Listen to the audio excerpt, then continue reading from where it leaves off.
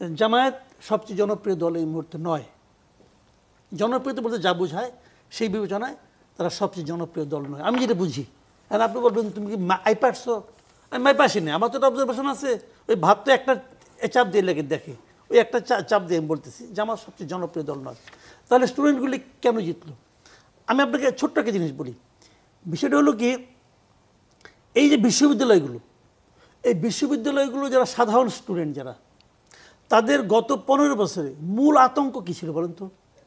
মূল আতঙ্ক ছিল যে হলে সিট না পাওয়া, মূল আতঙ্ক ছিল পরীক্ষার আগের রাত্রে মিছিলে যেতে হবে, মূল আতঙ্ক ছিল যা তা করবে, করে নিয়ে কোনো বিচার পাবে না, কাউকে ঘাট ধরে বের করে দেবে, কোনো নারীকে অপমান করবে, কোনো বিচার হবে না। এটার মূল আতঙ্ক ছিল স্টুডেন্ট লিডারদের দিকে টিচাররা তাকায় থাকতো, তারা অনুমতি দিলে টিচাররা মাথা নাড়তো, তারা অনুমতি না দিলে টিচাররা মাথা নাড়তো না।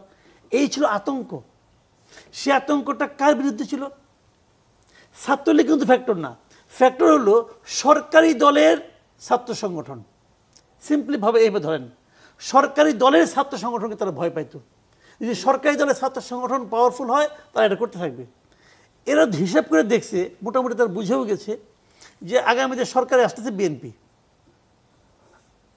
ঠিক আছে? এটা বিএনপি যারা ছাত্র সংগঠন আছে তারাও জানে যে আমরা আগামীতে ক্ষমতায় আসতেছি।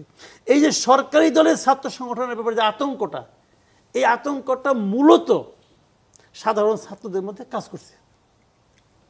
এখন বিকল্প হিসেবে শক্তিশালী ছাত্র সংগঠন মানে ভিজিবল একটাই আছে, শিবির। এটা হলো বেসিক কারণ। এর সঙ্গে যুক্ত হয়েছে আরও অনেকগুলি কারণ।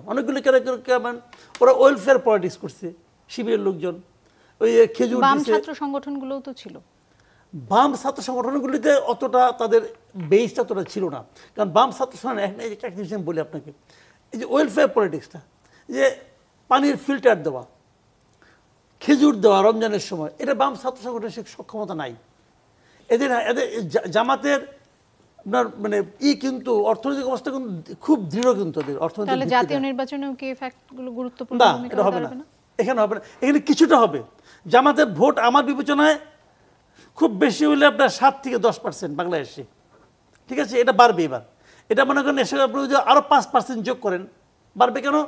আওয়ামী লীগের অনেক লোককে তারা কিন্তু আশ্রয় দিয়েছে এই গত 1 বছরে, নানাভাবে তাদেরকে প্রোটেকশন দিয়েছে জামাতের লোকজন, এবং এই প্রোটেকশন কিন্তু ভালোবেসে দেয় নাই, তাদের ভোটটা পাওয়ার জন্য দিয়েছে। এইভাবে যোগ করলে আরও 5% ভোট বাড়বে। তো যদি বাড়ে তো ম্যাক্সিমাম 15%, এই 15% ভোটই জামাতের। এর বেশি ভোট জামাত পাবে বলে আমার কাছে মনে হয় না এখন পর্যন্ত। আবার পাইতেও পারে, আমি জানি না, আমি তো আর জ্যোতিষ না, কাজে এটা ভুল আমার হইতেও পারে।